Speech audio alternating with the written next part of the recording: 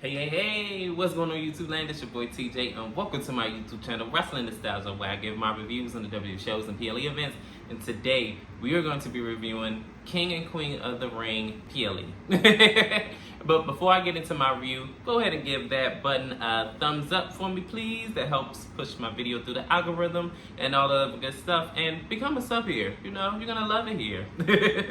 So anyways, without further ado, let's go ahead and get into the King and Queen of the Ring PLE. So we open up, well actually this is the pre-show. This is Bianca Belair and Jade Cargill putting up their women's tag team championships up against Indy Hartwell and Candice LeRae.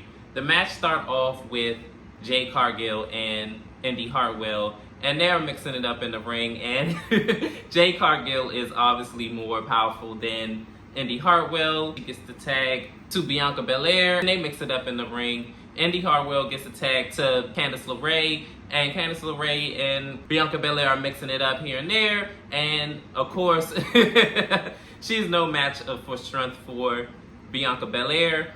But Bianca Belair tries to do the press slam on Candice LeRae. It does not work because she's still on a bum knee. And Candice ends up getting a tag to Candice LeRae. And then from there, they were playing keep away with Bianca Belair, doing the knee chops and working on the knee, and then doing frequent tags and things like that, up until Bianca Belair fought them off and then tagged in Jade Cargill. Jade Cargill runs wild, and then she's doing big splashes on all the participants in this match on the opposing end. And then she gets a big power bomb and get a near fall on Indy Hartwell. And then towards the end of the match, Bianca Belair and Jade Cargill hits a double team move where she does like the DDT, and then Jade Cargill does like a German suplex and flew Candice LeRae halfway across the ring. And it looked like when she was trying to do the nip up, Jade was trying to do the nip up, Bianca Belair pushed I don't know if she meant to, but like she was just like, hey. I don't know if because like she kind of felt like if she would have nipped up, she would have like stepped on her leg or something, or stepped on her period. So she kind of pushed her out the way so she could rush to get to the pin, or what was going on. But 1, 2, 3, after that maneuver, they retained the women's tag team championships. This match actually was a really good match. I didn't expect like anything really of it, but good pre-show match for sure. In our official opener match, it is Becky Lynch putting up her World's Women's Championship up against Liv Morgan. Oh my goodness, this match actually exceeded my expectations. It was a really, really good match. Majority of this match, to be honest, Liv Morgan kind of like a little bit dominated, but here and there like the power dynamics kind of switched over here and there. But in the beginning of the match, Liv Morgan and Becky Lynch are like going back and forth with like filling each other out, kind of doing like chain wrestling moves. Then it kind of breaks down and they kind of have like a shoving match, and then they slap each other and things like that. I remember at one point in the match where Becky Lynch went outside of the ring with Liv Morgan, and then they were like beating each other outside of the ring. And then I remember another point of the match, Becky Lynch hit her submission hold, the disarmer, and then all of a sudden Dominic Mysterio came out. As the match continued, Becky Lynch did a superplex on Liv Morgan, and then he tries to put a steel chair into the ring for Becky to use. And unfortunately for Becky, she gets DDT'd on the chair thanks to Dom distracting the referee. The referee doesn't see this. It sets up Liv Morgan to hit her Oblivion, and 1, 2, 3, your new World's Women's Champion, Liv Morgan. If Dominic was trying to help Becky win this match, it did not work. And if Mommy is watching this, Rhea Ripley, I don't think she's going to be happy with Liv Morgan winning her World's Women's Championship. Definitely thanks to her man, Dom. To be honest, I really feel like this is a setup, and Dom is working as a double agent, because the way it looked, it just looked a little suspect. But we're gonna see in the upcoming weeks on Raw and everything like that if Liv Morgan and Dominic are in cahoots with you. I told each and every single one of you I completed the Liv Morgan Revenge Tour. cry about it. This next matchup, it is for the Intercontinental Championship. Sami Zayn versus Bronson Reed versus Chad Gable. This match was wild. Everybody was trying to get their offense in. It started off very chaotic. Everybody trying to beat up on everybody. I remember at one point in time, Chad Gable tried to do a superplex on Sami, and then he wound up getting powerbombed by Bronson Reed. I remember Bronson Reed tried to do a moonsault and missed, and then Chad Gable does his moonsault, and then like towards the end of the match, Bronson Reed was outside of the ring, and Chad Gable told Otis to clothesline Bronson Reed. He does it, but then when he gets Sami out of the ring, he told him to hit him, but he doesn't. And then he just was like, what is it gonna take? Do it, do it, do it. And he just slapping him, slapping him, slapping him. So then he finally goes to clothesline Sami, and Sami ducks and clotheslines Chad Gable instead. And then back in the ring, Sami gets in the ring, and then he hits a Halua kick. And 1, 2, 3, he pins Bronson Reed for the victory. Sami Zayn retains the Intercontinental Championship at King and Queen of the Ring PLE event. This match actually was really, really good. It had no business being this good, to be honest. So far, King and Queen of the Ring are really putting on bangers of matches. And to be real, I'm really enjoying it. In this next segment, it is Bianca Belair and Jade Cargill, the reigning women's tag team champions. And Byron Saxton asks, what's the secret to why did you guys gel so well? And Jade Cargill said, what secret? We came out there and we cleaned house with Candice and Indy Hartwell. And they got stepped on and stepped over. So this is when Bianca Belair said, yep. And Candice LeRae's the reason why my knee was bummed out anyway. So no, I had to give a dose of her own medicine. So Jade Cargill says that whoever want that work, we handing out applications. What's up? Jay says, what they thought this was? She said, girl, they thought they was going to beat us. Girl, I just love how they gel well so good together. They look so great aesthetically together. You would have thought they were best friends for years, like the way that their chemistry is growing and growing every week, and I'm here for it. In this next matchup, it is the Queen of the Ring Finals, Liv Valkyria versus Nia Jax. This, to me, to be honest, was a foregone conclusion, but let's go ahead and get into the action. Liv Valkyria is playing stick and move, where she's playing keep away, and you know she knows that Nia Jax is the bigger girl, so she's trying to basically like wear her out by tiring her. It's working for a little bit, but once Nia Jax got her hands on her, she was like ragtagging her and just beating her down, and she slows down the match with like submission holds. Liv Valkyria tries to fight back and does like missile drop kick. She even hit a bulldog on the outside of the ring and had her reeling. And towards the end of the match, Liv Valkyria also did like a stomp while Nia Jax was like in a tree of woe. And then Nia Jax gets back in control and tries to hit a super Samoan drop, but Liv Valkyria tries to do a sit-out powerbomb. It does not work.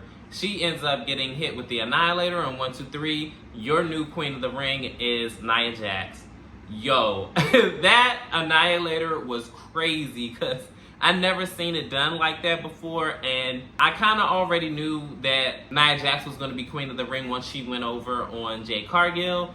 Triple H comes out and crowns Nia Jax as Queen of the Ring, and she is basking in all its glory. The Wicked Queendom is upon us, and Nia Jax is the reigning queen of the ring. Kayla Braxton gets in the ring and says congratulations to Nia Jax. Nia Jax says, save it, Kayla, I don't need your congratulations. She said, I know each and every one of you aren't happy for me, but guess what? A lot of you are going to be even more upset, and it's going to make me even happier when at SummerSlam, I take the Women's Championship, and I will be your Women's Champion and your Queen. And I was like, she drives a hard bargain, because good luck, Bayley. I don't know if she's going to be champion by the time SummerSlam rolls around, which I'm pretty sure she is. But if she does, she has a big feat ahead of her to go over Nia, because that bulldozer ain't budging not one bit, I tell you. But congratulations to Nia Jax on becoming Queen of the Ring, and we're going to see what the build-up is going to be between now until SummerSlam between Nia Jax and Bayley. Nia, you dropped this, Queen. That's right.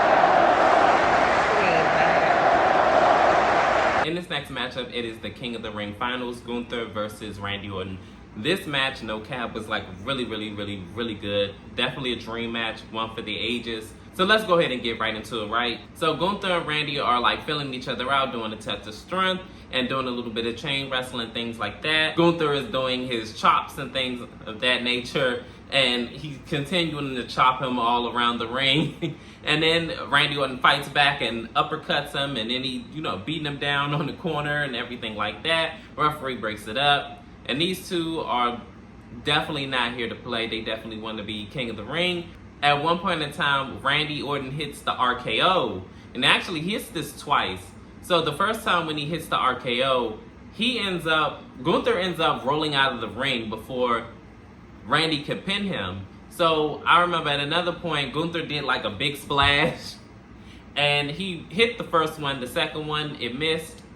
And then there was another point in the match where Gunther was working on the leg. Randy Orton was fighting out. And then he hits the RKO for the second time. But he only gets a 2 count because Gunther kicks out. And then he rolls him up in a crucifix roll up. And 1, 2, 3, Gunther is your new King of the Ring. But the only thing about it is, I seen Randy had his shoulder up. So that's why I'm like, wait a minute. Are we doing this whole Ronda Rousey and Becky Lynch WrestleMania 35 finish again? Because clearly his shoulders were up. After the match, Gunther has an interview and he says, "What I do and do not deserve is none of your business. What happened out here tonight is the apex predator became my prey and I became King of the Ring. And guess what? At SummerSlam, I'm going to be the world champion."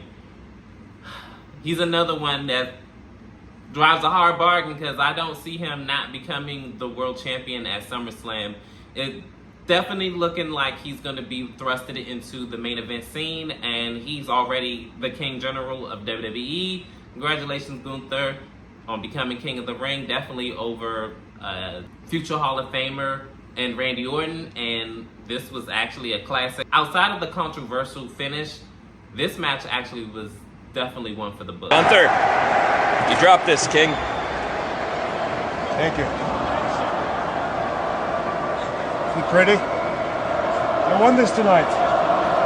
Let's be honest. I didn't need it to know that I'm the best here.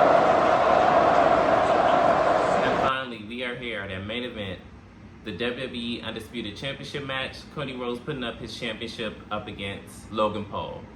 They had a really good match. Logan Paul, whether you like it or not, is bar none one of the best superstars that WWE has to offer today. But nonetheless, they tore the roof off the house. They had a collar and bow tie up. They had Cody Rhodes kind of had the upper handle. The match broke down from there. They kind of trade off blows a little bit. And then I remember at one point in the match, Cody Rhodes dropped down punch on Logan Paul, and Logan grabbed his hand and said, "I'm Logan Paul, bitch." And then he slams his hand down. And then I remember at another point in the match, Logan Paul had some of his cronies try to get involved in the match.